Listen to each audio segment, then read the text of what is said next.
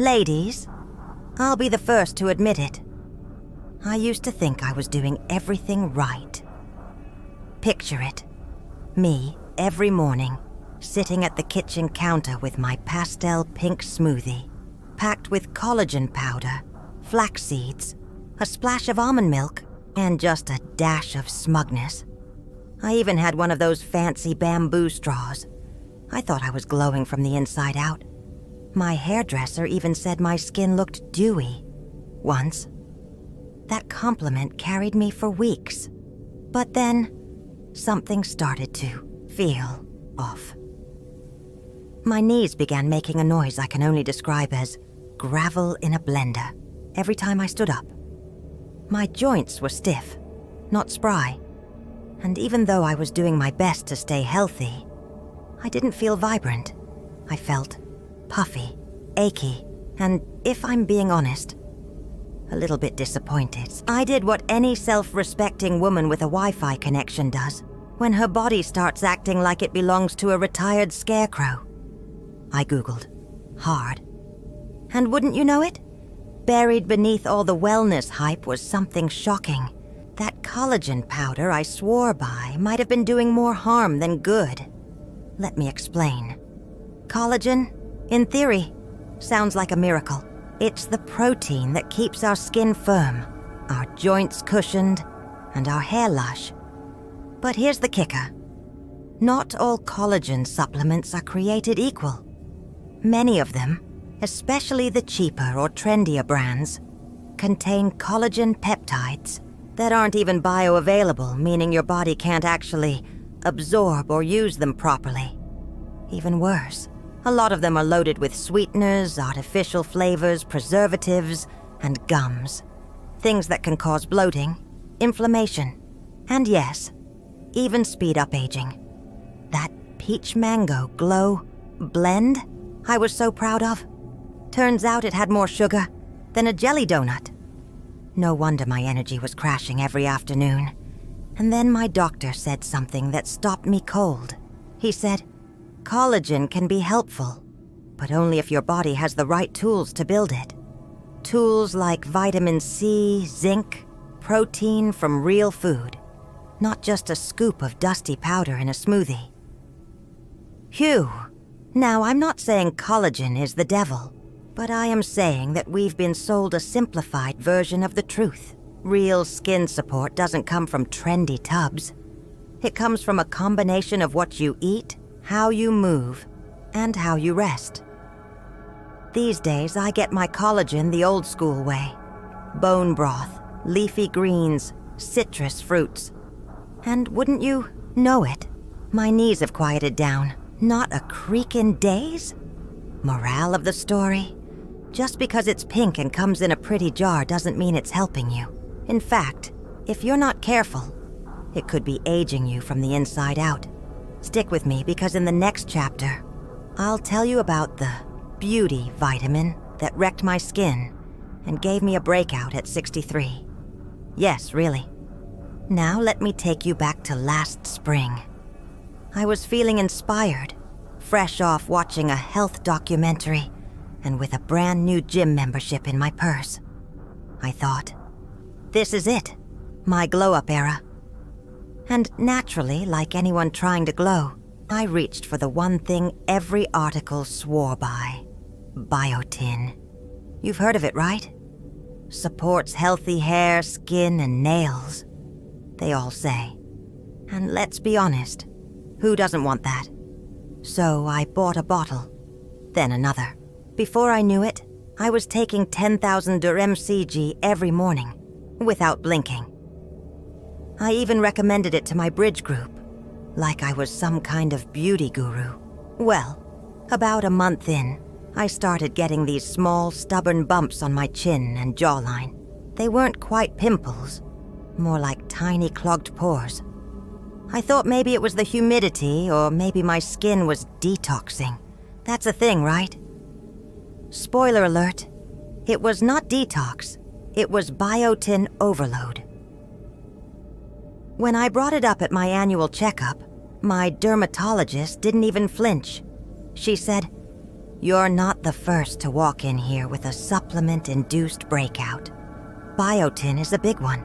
Apparently, large doses of biotin can disrupt your skin's natural balance by throwing off your vitamin B5 levels, the very vitamin that helps regulate oil production and inflammation. Without enough B5, oil builds up under the skin, and boom, breakouts. And here I was thinking I was doing something smart for my skin. But here's the real kicker. Most people don't even need biotin supplements. It's rare to be deficient. Unless you've been on certain medications or have a specific medical condition, your body likely gets plenty from the food you eat. Eggs, nuts, seeds, whole grains. The rest just passes through you. That's money down the drain, and possibly years off your skin's clarity. I stopped taking it, of course, and about 2 weeks later the bump started clearing. I went back to basics. Lots of water, omega-3s from flax and salmon, gentle skin care, and no more mega-dosing on anything. The lesson here? More isn't always better, especially when it comes to supplements. Your body is a delicate system. Flood it with too much of one thing, and you throw the whole rhythm off. And let me say this loud and clear.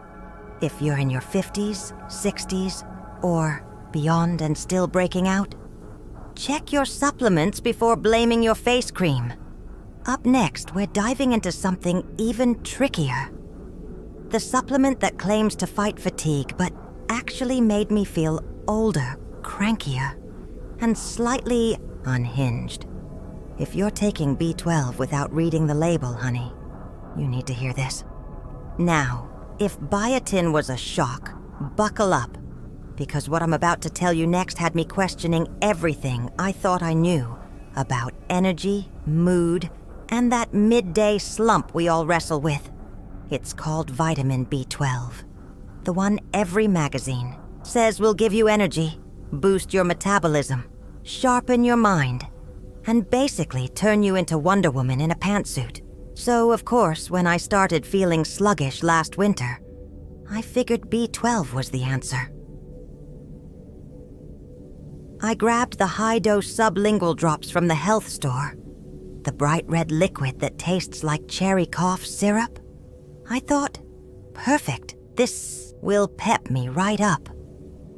And for a few days it did. I was zipping through laundry, vacuuming under the furniture, even stayed awake through an entire 2-hour documentary on Roman aqueducts. I felt sharp, alive. But then the crash came. My sleep got weird. I was waking up at 3 a.m., heart pounding, mind racing about things like overdue library books from 2004.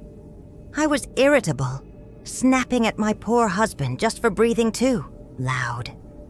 I even started getting these strange little twitches in my eye and a fluttery feeling in my chest.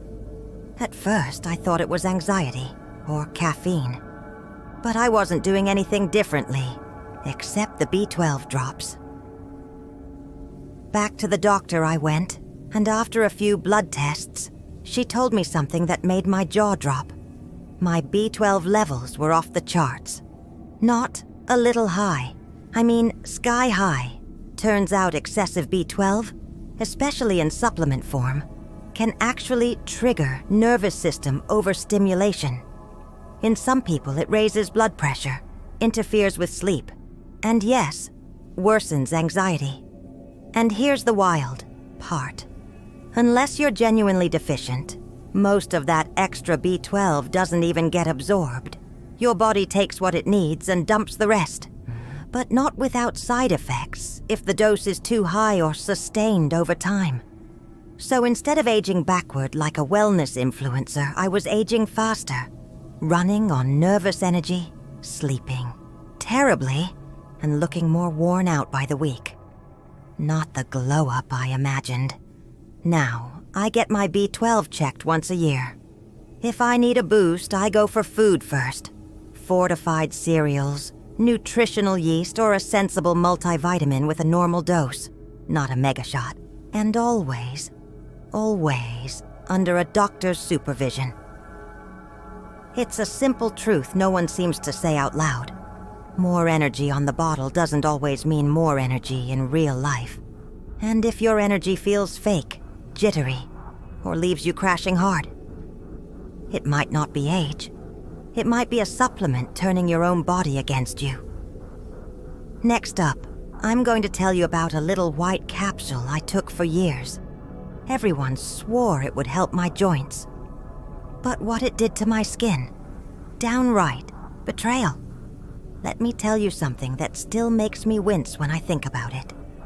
How I spent nearly 5 years swallowing a so-called joint support supplement that was supposed to keep me moving like a woman half my age.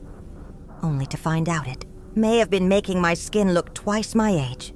I'm talking about glucosamine and chondroitin, those twin miracle pills that everyone seems to recommend the moment you so much as creak going up the stairs. And I creaked plenty. So, like a good little health warrior, I bought the biggest bottle I could find. Extra strength, no less, and started taking it religiously. I won't lie. At first, my knees did feel a bit better. Less stiffness, more glide. I was feeling smug, to be honest, like I'd hacked aging. But then something strange started happening. My skin started sagging, faster than before, around my jawline especially. My once smooth neck, turning crepey. And I'm not talking about normal aging here. I'm talking sudden, hollow-looking changes in just a matter of months.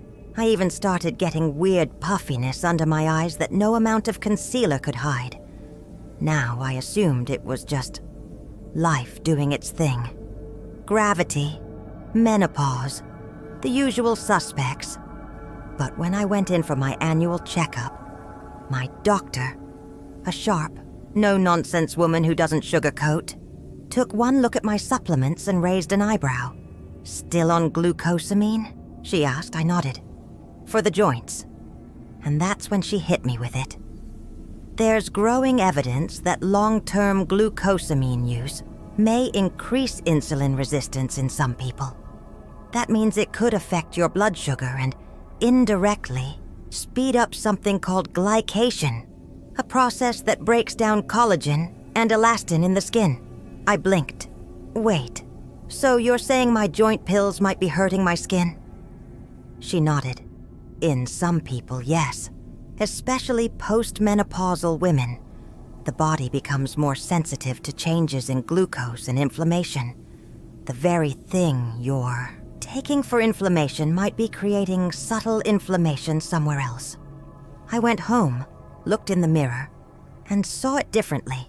My face hadn't aged overnight. I just never thought to look at my supplements as a possible cause. Now, I'm not saying glucosamine is evil. For some women, especially those with arthritis, it can help. But it needs to be monitored, personalized, and paired with proper diet and hydration. Not taken like candy just because it's on sale at the pharmacy. I've since switched to anti-inflammatory foods and exercises that keep my joints happy without mystery side effects. My knees still creak a bit, but at least my skin isn't falling apart like wet tissue. So here's my final thought. Love. Supplements are tools, not magic. And the wrong tool, used blindly, can do more harm than good. Don't assume that just because something is natural, it's harmless. And don't wait until something goes visibly wrong to question what you're putting in your body every single day. Ask questions, do the research, and most importantly, listen to your body. It's been speaking to you longer than any bottle on a shelf ever will. Thank you so much for sticking with me till the end. And if you made it this far, here's a virtual high five just for you. Be sure to hit like, subscribe, and leave a comment below, sharing what's helped you keep your home fresh. Want more tips like these? Sign up for my free and fabulous Savvy Senior newsletter, packed with all the wisdom you need to live your healthiest, happiest life.